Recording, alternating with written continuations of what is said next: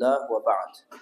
Allah subhanahu wa ta'ala says in Surah Al-Baqarah verse 155, وَلَنَبْلُوَنَّكُمْ بِشَيْءٍ مِّنَ الْخَوْفِ, that indeed we are going to test you with something of fear, وَالْجُوعِ, and hunger, وَنَقْصٍ مِّنَ الْأَمْوَالِ, and loss of wealth, وَالْأَنفُسِ, and loss of life, وَالثَّمَرَاتِ, and loss of fruits. وَبَشِّرِ الصَّابِرِينَ, give good news to those who patiently persevere.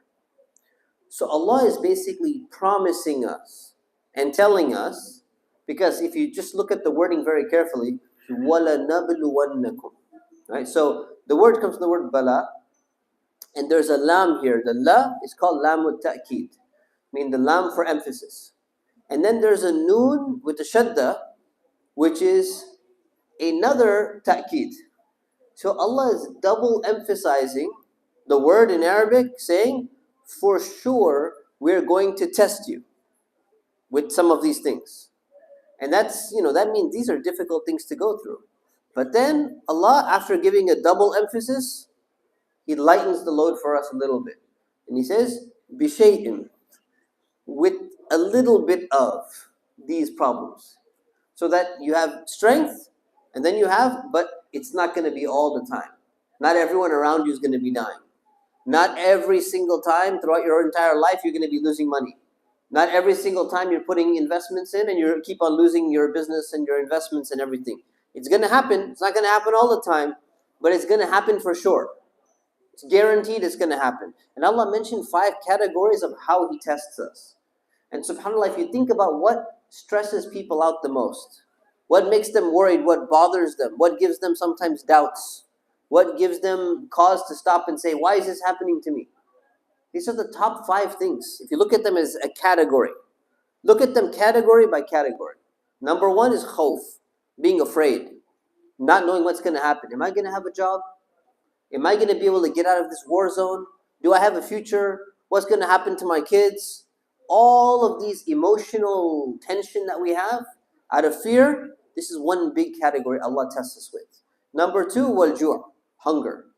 Now usually in the United States, there are people who go hungry, but generally it's a lot less. But in some parts of the world, people don't have enough food to eat. They don't have clean water. Right now in Gaza and outside in parts, we have a fundraising campaign actually happening. Some brothers are raising some funds. They don't even have clean water to drink. The situation is so dire, so bad. So the fact that Allah is going to test people with hunger, we may not experience that here, or maybe few people do. But otherwise, this is a huge test from Allah. Number 2. Number 3, وَنَقْصٍ مِّنَ الْأَمْوَالِ, loss of wealth. Some people are losing their investments. Some people have lost their jobs. Some people are, you go through something and it gets to you and you say, how could I lost so much money doing this? I lost so much money doing that. It's a big test. وَالْأَنفُسِ, and loss of lives. People around you are dying. Your family member gets sick in the hospital. Something happens and you get so frustrated. You get so bothered. وَالثَّمَرَاتِ, and fruits. And fruits here doesn't just mean like fruits.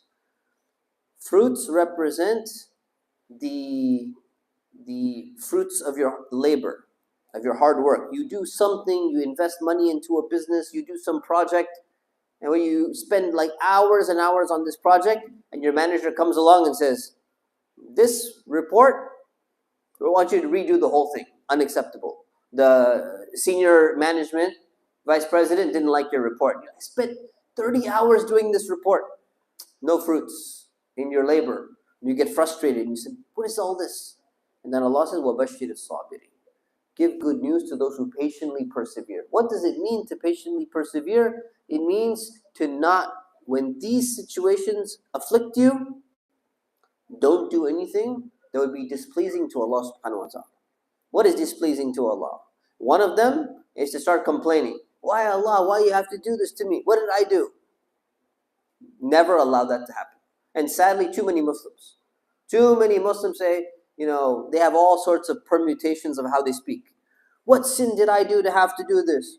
What did I do in my previous life to cause this? And all sorts of ridiculous statements against Allah subhanahu wa ta'ala. Watch what you say and watch what you think. Allah is saying, I'm going to test you We're going to test you for sure to see how you react when these circumstances come your way.